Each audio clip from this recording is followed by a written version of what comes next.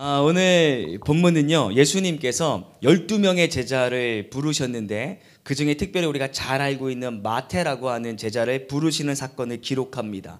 그리고 10절에 보면 세리 마태가 제자로 부르심을 받고 예수님과 함께 이제 식사를 하고 있는 내용 또한 세세히 기록을 하고 있는데요. 그 이후의 구절은 어떤 내용을 담고 있냐면 이것을 상황을 목격한 사람들이 반응입니다. 놀라움 그 자체입니다. 왜냐하면 지금 예수님이 함께 식사하고 있는 대상이 누구냐면 세리입니다. 세리라고 하는 것은 당시에는 그냥 세리는 곧 죄인입니다.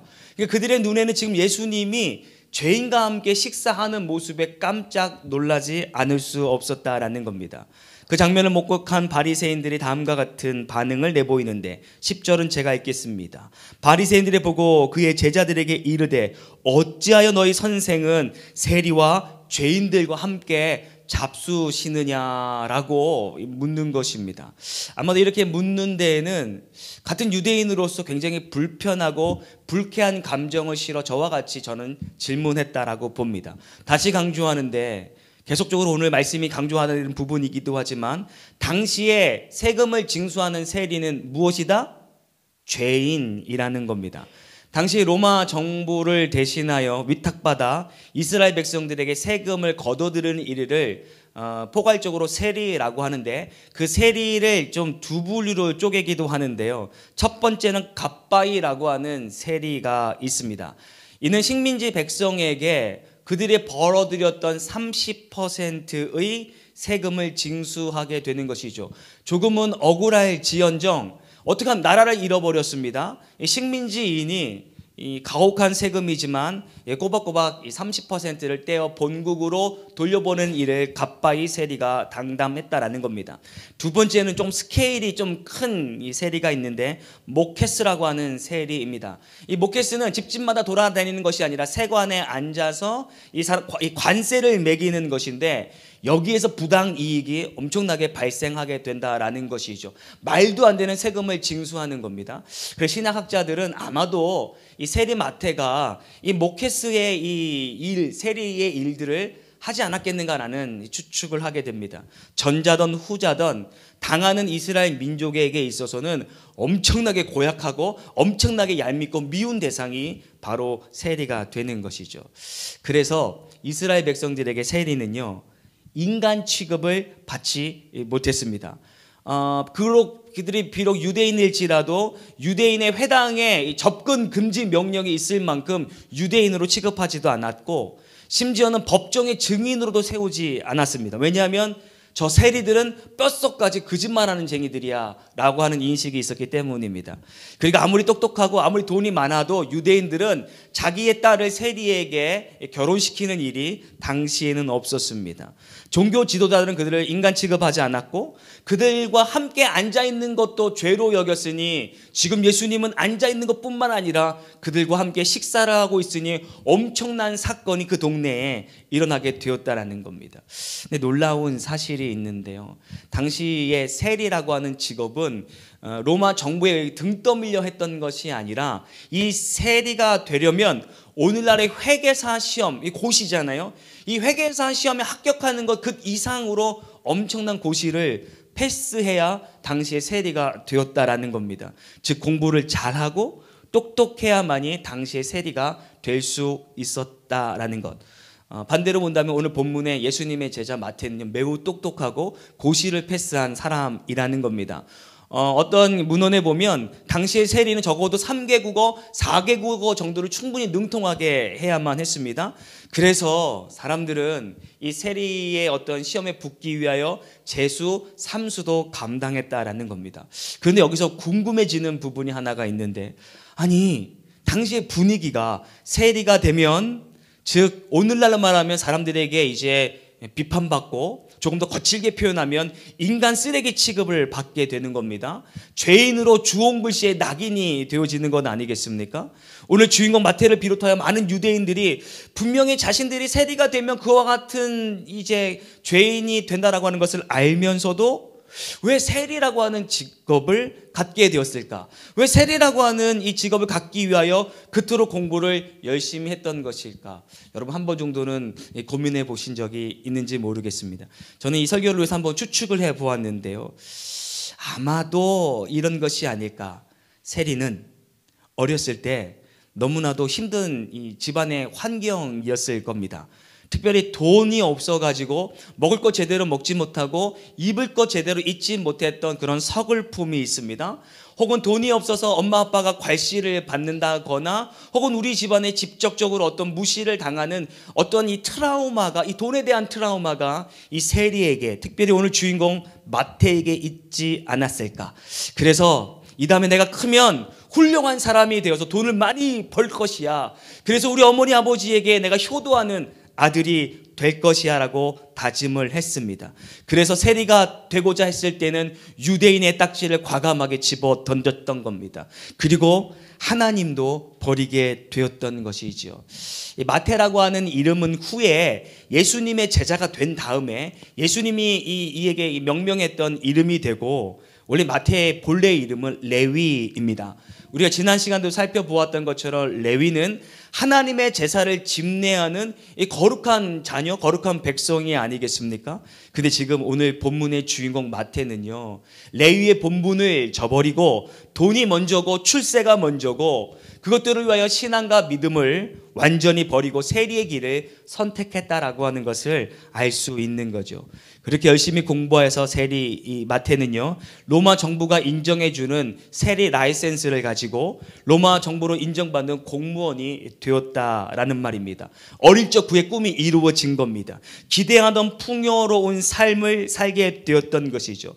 비록 세리가 되면서 조금 전에 나열했던 여러 가지 잃게 되는 요소들도 있지만, 그가 오랜 시간 동안 세리를 할 수 있었던 것은 마이너스보다 플러스의 요소가 그의 삶 가운데 더 많았기 때문에 예수님을 만난 그 순간까지 세리의 일을 감당했다라는 겁니다. 그런데 어느 날이었습니다. 어느 날 역시 이제 과다한 세금을 징수하고 있었던 어느 날 예수님이 이제 마태에게 찾아오셨다라는 것이죠. 그리고 다음과 같이 말씀하시는 것을 우리가 봅니다. 본문 9절의 말씀을 한번 읽어봤으면 좋겠습니다. 본문 9절입니다. 읽습니다. 시작. 예수께서 그곳을 떠나 지나가시다가 마테라 하는 사람이 세간에 앉아 있는 것을 보시고 이르시되 나를 따르라 하시니 일어나 따르니라. 아멘. 제가 이 구절 가운데 주목하고 싶은 대목이 있는데요. 나를 따르라 하시니 일어나 따르니라 라고 하는 이 부분입니다. 말씀 그대로 예수님께서 세리 마태를 부르신과 동시에 마태가 즉각적으로 반응했다라고 하는 것을 구절을 통해 알게 됩니다. 오늘 마태에게 이 부르심 사건이 있기 전까지는 마태의 삶의 목적이 무엇이었습니까? 세리라고 하는 직업으로 미루어 짐작컨대 온전히 돈을 버는 것에 그의 삶이 혈안이 되어 있었을 겁니다. 어떻게 하면 오늘은 저 사람에게 더 많은 이 세금을 징수하여 나의 부를 축적할 수 있을까가 그에게 삶의 어떤 이 목적이 아니었겠습니까?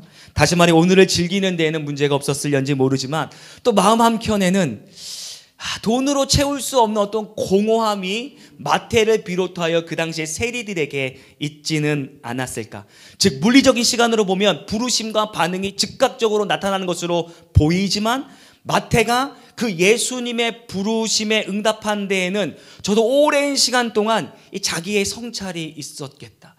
과연 나는 어떻게 살아야 하는가? 내가 민족도 버리고 내가 유대인이라고 하는 딱지도 버리고 내가 돈을 취하기는 했지만 나의 인생 어떻게 살아야 하는가? 라고 하는 고민의 시간이 아마 그 과정 가운데 있지 않았겠는가? 다행히 이 마태 레위도 듣는 귀가 있었을 겁니다.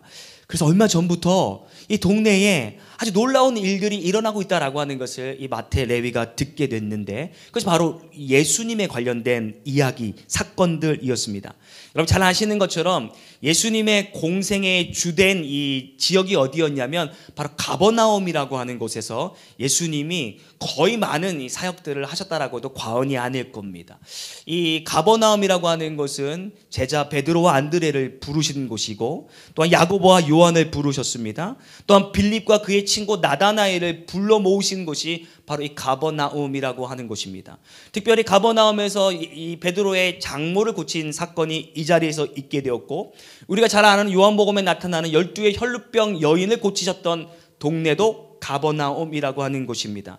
또 잘 아는 것처럼 4명의 친구에게는 1명의 중풍병자가 있었는데, 야, 이 친구를 주님에게 데리고 가면 나올 수 있을 것이야 라고 하며 예수님이 거하던 지붕으로 올라가 뜯었던 것도 바로 이 가버나움이라고 하는 동네였습니다. 예수님이 가르치시고 이제 70인의 전도인을 이제 파송하게 되어지는 것도 바로 이 가버나움이라고 하는 곳이었고, 오늘 이 마태, 세리 마태의 동네도 가버나움이었기 때문에 그 수많은 일들이 이 동네에서 이루어지게 되었는데 어찌 그것을 듣지 않을 수 있었겠습니까? 혹시 또 모르죠. 유대인 사이에서 얼굴이 노출되면 욕먹을 것이 뻔하니, 야, 예수님에 대한 소문, 야, 예수님이 그런 기적을 일으켰다는데 혹시 모릅니다. 노출될 것을 우려해서 머리 깊숙이 수건을 들이고 예수님의 기적의 현장에 이곳저곳에서 이제 가서 보았을 수도 있겠습니다. 다만 중요한 것은 보면 무엇합니까? 저분과 나는 상관없는 분이지, 저분과 나는 가까워질 수 있는 이 관계가 아니야 라고 하는 것으로 자기 인식을 하게 되었죠. 다시 말해, 비록 그가 사는 곳이 예수님의 주요 사역의 무대인 가버나움일지언정 예수님을 직접 만날 것이라고 하는 것을 상상이나 했겠냐는 겁니다. 기대조차 하지 않았을 겁니다. 더욱이 결과적인 것이지만 예수님의 제자가 된다라고 하는 것은 꿈에서조차 상상하지 못했던 일이 아니었을까. 그런데 어느 날 예수님이 마태를 찾아오신 사건이 오늘 본문의 사건 아니겠습니까? 자신이 있는 곳으로 찾아오신 것도 놀랄만한 일인데 난데없이 예수님이 자신에게 던지신 말, 나를 따라오라라고 했으니 마태가 놀란만도 할 것입니다. 사진을 하나 보려고 하는데요. 한 장 한번 띄워주시기 바랍니다. 17세기에 아주 독창적인 화가로 알려진 이 까라바조라고 하는 화가가 그린 그림 유화입니다. 이 짧은 이 한 구절, 마태복음 9장 9절의 한 구절의 영감을 얻어서 저와 같은 사진을, 그림을 남기게 되었는데요. 제목은 마태의 소명이라고 하는 것입니다. 저 사진은 지금도 로마 시내 한복판에 있어요. 지난번에 성지순례를 갔을 때 저기를 가고자 했는데 주소를 몰라가지고 가보지 못했던 안타까움이 있는데요. 까라바조가 한 성당에 3점의 사진을 남겼는데 그 중에 한 점이 바로 저 사진입니다. 여러분이 보시는 오른쪽에 이제 마태를 가리키고 있는 분이 바로 예수님이고, 그 바로 예수님 옆에 허르스만 옷을 입은 자가 베드로라고 합니다. 그렇다면 나머지 우측에 있는 5명 사람 중에 과연 마태는 누구일까요? 하필 이 까라바조가 저 사람이 마태야 라고 했으면 좋았을 텐데 끝끝내 밝히지 않고 세상을 떠났다는 게 안타깝습니다. 여러분, 저 사진 중에 저 5명 중에 상상력을 펼치셔서 과연 마태가 누구인지 한번 찾아보시기를 바랍니다. 과연 어떤 사람이 칼을 차고 있는 사람일까? 아니면 고개를 숙이고 있는 사람일까? 아니면 손가락질을 하고 있는 사람일까? 많은 이 서양학 해설사들은 말하기를 저 고개 숙이고 있는, 그리고 돈을 세고 있는 젊은 청년이 아마도 마태가 아닐까라고 생각을 합니다. 돈에 집중하고 있기 때문입니다. 그리고 한 사람이 이 사람이요 라고 가리키고 있는 것을 봤을 때 아마도 예수님이 부르시는 사람이 바로 저 사람이 아닐까 하는데, 오히려 저는 저 손에 한번 집중해 봤습니다. 지금 손을 잘 보십시오. 누구를 가리키고 있을까요? 청년을 가리킨다고 생각하십니까? 아니면 자신을 가리킨다라고 생각하십니까? 빛은 지금 이쪽에서 들어오고 있습니다. 얼굴에 빛이 비치고 이 사람 이마에도 빛이 비칩니다. 고개 숙여 있는 이 젊은 청년의 이 등에도 빛이 비칩니다. 네, 손가락을 보십시오. 만약에 이 손가락이 저 청년을 가리키고 직선으로 가리키고 있다면 아마도 손등 전체가 빛으로 연출이 되었을 겁니다. 근데 까라바조는 이 손이 꺾인 것을 연출하기 위하여서 손등이 아니라 손목 정도에만, 꺾인 부분에만 빛을 연출하지 않았을까? 이건 어디까지나 저의 상상인데요. 아마도 그럴 것 같습니다. 그러면서 옆에 있는 다시 한번 큰 사진을 보여볼까요? 옆에 있는 사람도 같이 놀랍니다. 마태야, 나를 따라오라라고 했을 때 저 옆에 있는 이 사람의 이 표정을 보십시오. 아니, 예수님, 지금 이 사람을 부르신 겁니까? 아니, 집을 잘못 찾아오던 것 아닙니까? 지금 이 사람이 직업이 뭔지나 알고나 지금 부르시는 겁니까? 이 사람은 죄인입니다. 이 사람을 레위라고 하는 말입니다. 라고 하면서 잘못 찾아오신 건 아니라고 의아해하는 모습으로 지금 예수님을 바라보고 있고, 지금 마태 본인도 자기를 가리키면서 설마 저 말씀이십니까? 라고 하면서 자기를 부르신 것에 대한 의아해하는 마음을 품고 있다라는 겁니다. 설마 저입니까? 하는 것이죠.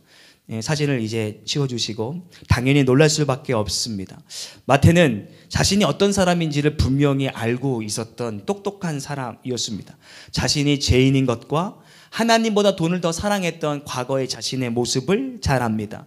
세상을 더 사랑했던 파렴치한, 그로 인하여 하나님 앞에 마땅히 버림받아도 항소할 수 없을 만한 상황에 있던 자가 나인데, 하나님의 아들이신 예수님이 나를 가리켜 나를 따라오너라 라고 이야기했을 때 놀라지가 않을 수 없었다라는 것이죠.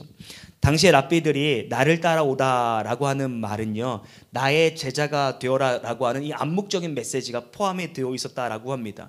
다시 말해 지금 마태에게 예수님이 나를 따라오너라. 야, 지난번에 그 기적을 일으켰던 그 예수님이 나를 찾아오셔서 나를 따라오라라고 했을 때 얼마나 기분이 기뻤겠냐라는 겁니다. 비록 놀라기는 하였지만 하나님의 아들이 나를 찾아주신 것에 대한 감사, 정확히 나를 가리켜 레위야 나의 제자가 되라라고 했을 때 그는 한없는 주체할 수 없는 기쁨이 그 가운데 있었을 겁니다. 사람에게 버림당했습니다. 세상 사람들에게 버림을 당하고 하나님께도 버림받아 영원히 지옥불에 떨어질 수밖에 없는 나 같은 비천한 존재인데, 그런 나를 콕 집어서 레위야 나의 제자가 되고 나를 따르라고 했으니 얼마나 큰 기쁨입니까? 마태도 압니다. 자기 자신이 극악무도한 죄인인 것을, 자기 자신이 예수님의 제자가 되기에는 부족함을 떠나서 깜냥이 되지 않는다라고 하는 것도 마태는 너무나도 잘 알고 있습니다. 누구보다 더 잘 알죠. 그런데 마태는 자신에게 찾아온 일생일대의 기회를 놓치고 싶지 않았던 모양입니다. 그래서 예수님이 나를 따르라 하신 말씀에 조금도 주저함 없이 아멘으로 순종하고 있는 장면이 오늘 본문 9절과 10절의 말씀인데요. 한번 읽어봤으면 좋겠습니다. 9절 10절입니다. 읽겠습니다. 시작.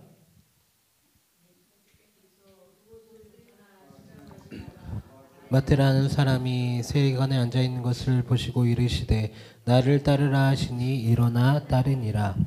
예수께서 마태의 집에서 앉아 음식을 잡수실 때 많은 세리와 죄인들이 와서 예수와 그의 제자들과 함께 앉았더라. 아멘.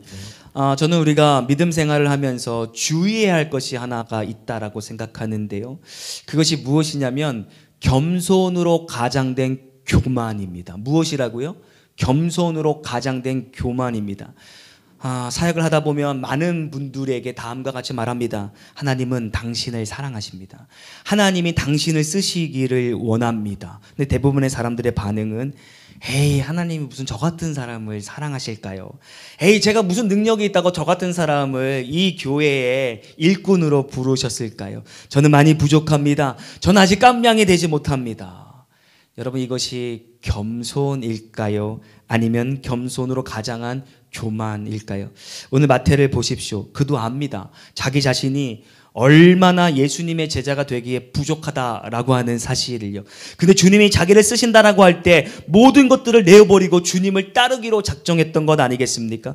비록 보잘것없는 나이지만 주님이 쓰시겠다라고 하니 한없는 감사와, 비록 면목은 없지만 주님이 나를 선택하여 주셨으니 무한한 감사와 순종으로 그분의 음성에 지금 부합하는 것이야말로 겸손하고 순종의 모습이라는 것입니다. 동의하시면 아멘. 저는 우리 김포 구원의 감교교회의 자랑 중에 하나가 CCM계의 유명한 작곡가인데요. 여러분들 잘 알고 계신 우리 한윤희 전사님의 아내 김자영 사모님입니다. 제 기억으로는 2018년도에 주의 길이라고 하는 노래를 싱글 앨범을 발매했는데 5년이 지났는데 5년 뒤에 내가 이 설교를 할 줄 어떻게 알고 이 찬양을 작곡하고 앨범으로 했는데 혹시 들려지나요? 안 들려요? 그러면은 사모님이 작곡했으니까 그 즉흥적으로 칠 수는 있을 거 아니에요? 이거를 들으려면 멜론에서 500원 주고 사야 되는데 제가 500원 주고 사지 못해가지고 못 들려드리는데요. 제목은 이렇습니다. 어찌하여 나인가요? 어찌하여 날 선택하셨나요? 나는 여전히 죄 많고 부족한데 어찌하여 나인가요, 주님? 왜 하필 저인가요? 왜 하필 절 사용하셨나요? 내 마음은 나밖에 모르고 연약한데 어찌 나인가요? 그러나 주님 찬양합니다. 그러나 주님 사랑합니다 라고 하는 그런 고백이에요. 5년 전에 같이 사역은 하진 않았는데요. 5년 전에 저 노래를 부르고 저한테 먼저 보내주었어요. 제가 그 노래를 듣는데요. 차에서 듣는데요. 계속적으로 무한 반복으로 들었던 것 같아요. 야, 맞다. 지금 마태 레위가 느꼈던 감정, 오늘날 내가 느꼈던 감정에 동일하지. 하나님, 나 참 부족한 사람입니다. 나는 죄가 많고 여전히 나밖에 모르는 나인데 하나님, 그럼에도 불구하고 나를 선택하시고 나를 목회자로 부르시니 얼마나 감사한 줄 모릅니다. 주님을 찬양하고 내 인생 주님의 일평생 섬기는 제자가 되겠습니다 라고 고백했던 기억이 납니다. 그렇습니다. 죄인인 나를 부르시고 제사함 해주신다는데 어찌 우리가 체면을 차릴 수 있냐라는 겁니다. 주님이 그런 나를 택하셔서 제자로 삼겠다라는데 여전히 겸손으로 가장된 교만으로 아직 나는 준비가 되지 않았습니다 라고 말하는 것이 과연 겸손일까 혹은 교만일까를 우리가 되돌아봐야 합니다. 그 은혜에 감사하고 부족한 나이지만 절대 예수님의 제자가 되기에는 더러운 나이고 파렴치한 나이지만 그럼에도 주님 나를 선택하여 주시고 나를 일꾼 삼아 주신다면 내 삶을 통하여 내 모든 것 버려서라도 내 일평생 주님을 따르는 제자가 되겠습니다라고 하는 이 마태의 고백이 오늘 저와 여러분의 고백 되기를 주님의 이름으로 축원합니다. 계속해서 말씀을 보면 그렇습니다. 오늘 본문에는 예수님의 부르심에 응답하고 간단히 식사를 나누었다라고 마태의 기록을 보게 되는데요. 아마도 마태가 겸손한 사람인지라 자기의 일을 조금 간략하게 소개하고 있는 것 같아요. 그런데 이 사건을 이제 다른 복음서에서는 다음과 같이 묘사하고 있는데 누가복음 5장 27절과 28절의 말씀이 그것입니다. 한번 다 같이 한번 읽겠습니다. 시작. 그 후에 예수께서 나가사 레위라고 하는 세리가 세관에 앉아있는 것을 보시고 나를 따르라 하시니 그가 모든 것을 버리고 일어나 따르니라. 아멘. 방금 읽었던 마태복음과 조금 다른 것이 있다면 나를 따르라 했을 때 그 즉시 자신이 따랐다라고 하는 것인데요. 또 다른 성경에는요. 그가 모든 것을 버리고 주님을 따랐다라는 겁니다. 다시 강조합니다. 마태가 모든 것을 버리고 예수님을 따랐다라고 하는 것은 무엇일까? 여러분, 마태에게 있어서 모든 것이라고 하면 굳이 상상하지 않더라도 머리에 번뜩 드는 것이 있는데 그것이 무엇입니까? 바로 돈이라는 것입니다. 마태는 수단과 방법을 가리지 아니하고 일평생 돈을 모으기에 작정했던 사람입니다. 그 돈은 자신이 유대인인 것을 버려가면서 얻게 된 돈입니다. 사람들이 지나갈 때마다 핍박하고 조롱하고 침을 뱉고 멸시하면서 거두어들였던 돈입니다. 더욱이 신앙과 믿음으로 바꾸어진 돈이라고 하는 것이죠. 그런 그의 인생이 예수님을 만남으로부터 야, 돈이 다가 아니구나, 돈이 우리 인생의 모든 것이 아니구나 라고 하는 것을 이 한마디에 깨달았던 것 아니겠습니까? 그리고 모든 것들을 다 내려놓고 주님을 따르기로 작정하는 저들의 모습을 보게 되는 것이죠. 이것은 성경 전반에 나타난 예수님을 만난 사람들에게 공통적으로 나타나는 현상이 아닐까 싶습니다. 잘 알고 있는 삭개오입니다. 삭개오가 예수님을 만난 뒤 큰 잔치를 베풀고 기쁨으로 자신의 재산을 헌납하게 됩니다. 베드로는 조금 다르지만 베드로에게 있어 돈은요 곧 물고기였을 겁니다. 153마리라고는 어마어마한 물고기, 어마어마한 돈을 벌게 되었는데 그 즉시로 자신이 돈과 같이 여겼던 물고기, 심지어는 배까지 던지어 버리며 예수님 따랐다라는 겁니다. 삭개오에게 중요한 것 돈, 어부였던 베드로에게 중요한 건 물고기였습니다. 그동안 각자의 인생의 최고의 행복이고 최고의 가치, 자기 생명처럼 여겼던 것을 예수님을 만남과 동시에 배설물과 같이 여기게 되는 것은 진정한 예수님과의 만남이 있는 사람들이라면 누구나 다 누리고 경험했을 겁니다. 예수님 만나기 전에 돈이 최고였습니다. 높은 자리가 최고였습니다. 그렇다고 만족이 있었느냐? 사실 그것도 아닙니다. 전도서 4장 8절의 말씀은 오늘 그와 같이 사는 사람들에게 중요한 경고의 말씀이 될 것 같습니다. 한번 읽겠습니다. 시작.